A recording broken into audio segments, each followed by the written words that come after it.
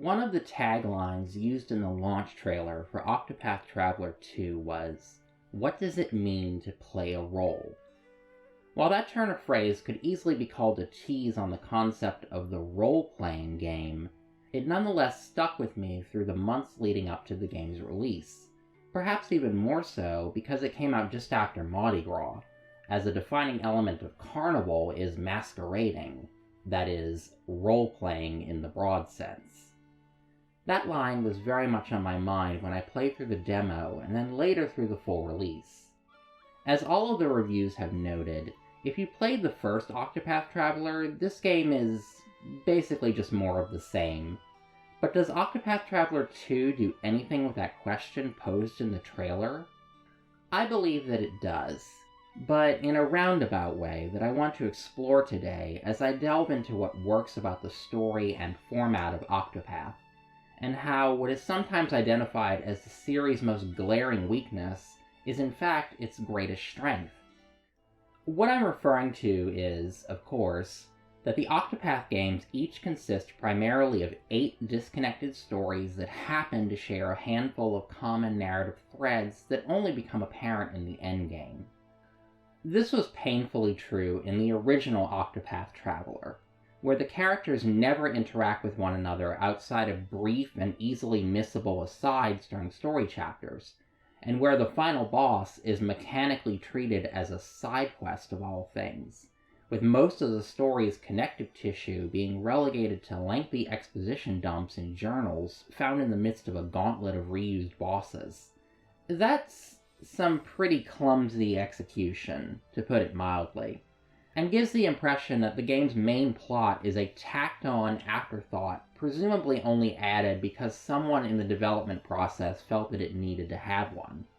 More positive responses to the first Octopath story have likened it to literary travel narratives, like the Canterbury Tales, as a group of travelers telling each other stories on the road and occasionally chiming in with commentary.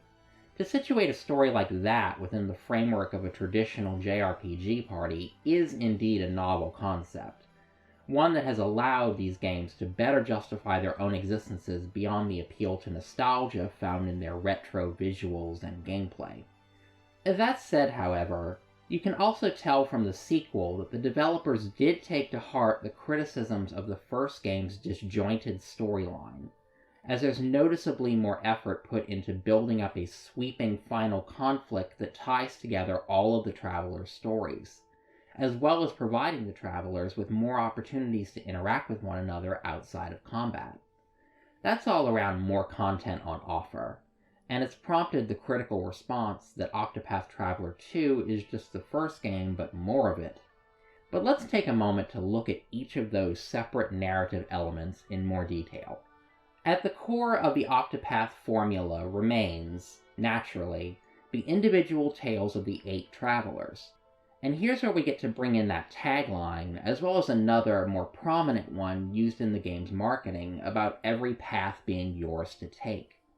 Unlike the modern entries of a certain series that I cover frequently on this channel, the Octopath games don't seek to realize that particular fantasy via blank, customizable self-insert protagonist.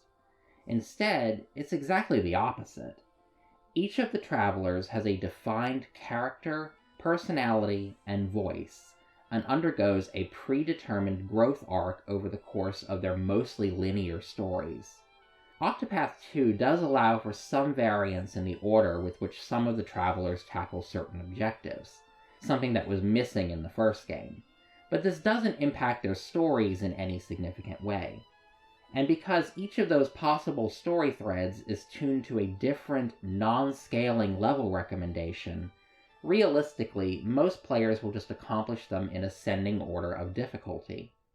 As an example, Ochet's story is the most open-ended of the travelers, as after her first chapter she has a choice of 3 different goals to pursue.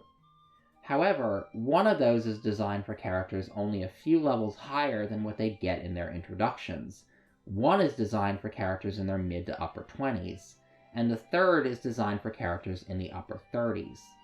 Although level requirements in Octopath can be trivialized by the non-linearity of character progression and gameplay via a variety of skills and equipment that break its difficulty in half, there's little incentive to do so in this case, because it never impacts the outcome of the story. It's the illusion of nonlinearity, and we return again to the reality that the player has little meaningful impact on the paths that they choose to take. So, if we're not intended to project on a protagonist, or direct their journey in a way that really matters, then what's the hook in Octopath? Well, it's that there are 8 hooks. As in the first game, the travelers encompass a variety of familiar fantasy tropes, but Octopath 2 diversifies the experience, with greater variation in setting, tone, and genre. Are you looking for a heartwarming tale of a small-town girl overcoming adversity and reaching for stardom with the support of her friends? Or are you looking for Le Comte de Monte Cristo that segues into an exploration on the futility of revenge and the importance of living for the people you love? Would you prefer a mildly homo-romantic whodunit conspiracy with a bittersweet ending? Or a mildly homo-romantic amnesia plot with a bittersweet ending? Sensing a pattern there. Cilicia is a world where samurai princes and American Wild West merchants can fight alongside one another, and it's just plausible enough to work. And while not every one of these stories leads in the direction you initially think it's going to, each of them still leads with a strong initial impression of what you're likely to get with that character. Players will naturally gravitate towards some characters over others according to their broader taste in media. And as in the first Octopath, this is encouraged via the game's initial decision, where you choose one of the travelers who will function, more or less, as your protagonist. Following their introduction, which establishes their character and the direction of their story, you can then travel around the world recruiting the other travelers and playing through their stories in whatever manner you choose. It's in casting a wide net that Octopath fulfills its promise of allowing you to play a role, through the variety of its broadly sketched characters and genre-hopping storylines. At least one of them is bound to appeal to you, even if there are others that aren't really your style. Much of that could be said for the first Octopath traveler, but the sequel also builds upon the sparse character interaction of the original with the crossed path sequences. 4 sets of short stories that each pair together 2 of the travelers as they investigate new plot threads that tie into the endgame story. While the actual substance of these cross paths is fairly minimal, some of my favorite parts of this game came from watching the travelers playing off one another in scenarios like these, evolving beyond the sort of Greek chorus commentary offered by the party banter feature during the individual stories, and offering these specific sets of characters the opportunity to build a natural rapport in the process of pursuing a shared goal.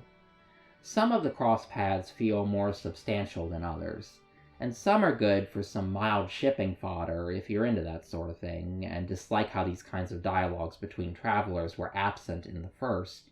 But each of them functions adequately as a bridge between the 8 separate stories and the sweeping scope of the final story. As to that final story, though, it's kind of a mixed bag. While it's not treated as a side quest, and is actually given the level of narrative weight that a combined endgame deserves, Octopath 2's climactic final sequence can still feel tacked on at times, particularly in that a lot of the backfill for the plot again comes in the form of text dumps written by characters who were secretly helpful NPCs, or serving as antagonists with more going on than was first assumed, or just not even appearing at all in one instance.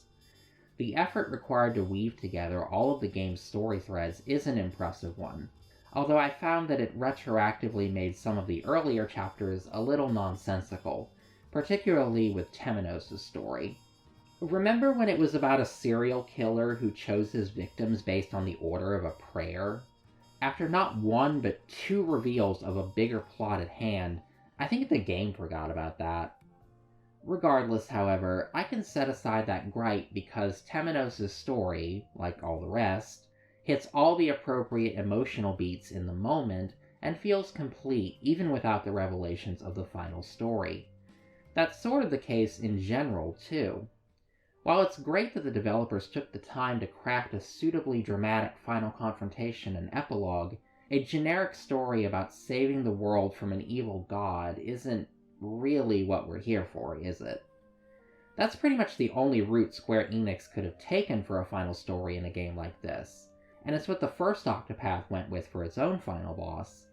But I came away from the epilogue feeling much like I had about the Crossed Paths, that the best part of this edition comes from seeing these characters act like a group of friends and traveling companions, and less so from the story that's actually being told.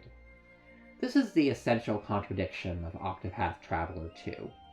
Despite the extra steps taken to address criticisms of the first game by incorporating organic traveler interaction and a fully fleshed out final story, the main draw of Octopath lies still in its variation on the choose-your-own-adventure concept, where the player has the freedom to pursue the stories that are most of interest to them based on their character or genre preferences. This shows, too, in how criticism of Octopath 2 often brings up how the game doesn't really go far enough, in the sense of structuring its story more like other JRPGs. I can't agree with that assessment, especially when Octopath is evidently doing well enough to have established itself as an IP, with not only the sequel, but also with a mobile spin-off. If I were to make a simple comparison to another 2D HD game, last year's Triangle Strategy, I would observe that while that game is competently made and decently engaging for what it is, it hasn't had much in the way of longevity, because there's not much of anything setting it apart from other tactical games, or, in terms of genre, from the sorts of dark, quote-unquote, morally gray political fantasies that have become more popular in the last half-decade or so. Octopath Traveler, by contrast, distinguishes itself even from other JRPGs with multiple shifting protagonists, like the recently remade Live Alive, with the way it allows the player to choose which self-contained stories they want to prioritize. Essentially, what roles they want to play. Whenever I see debates over which traveler is the real protagonist, usually based on how relevant their tale is to the final story or how central they are during the epilogue, I feel like these players are missing the point. The protagonists, and the paths we walk along with them, are all designed to have equal weight, and it's up to us if we want to elevate one of them to the main protagonist role, or continue to treat them as an ensemble. I won't claim that Octopath Traveler 2 is some groundbreaking narrative experience, especially when it rests on the foundation laid down by the first game. But it's striking all the same, offering a selection of solidly told stories with equally solid character work that will appeal to a wide variety of players, and tying it all together in the end with a resolution that mostly satisfies, and that, most importantly, this time actually feels like a resolution. No one player is going to have quite the same list of favorite characters and plot lines from this game, in spite of its overall linearity, which, if nothing else, is bound to generate some interesting discussions and fan reactions. And really, could we ask anything more of a well-written story? Speaking of discussion, if you've played Octopath 2, I'd be interested to read your thoughts on the game in the comments down below. And be sure to like the video and subscribe to my channel if you enjoyed this fun bit of rambling. Thank you all for watching. Au revoir!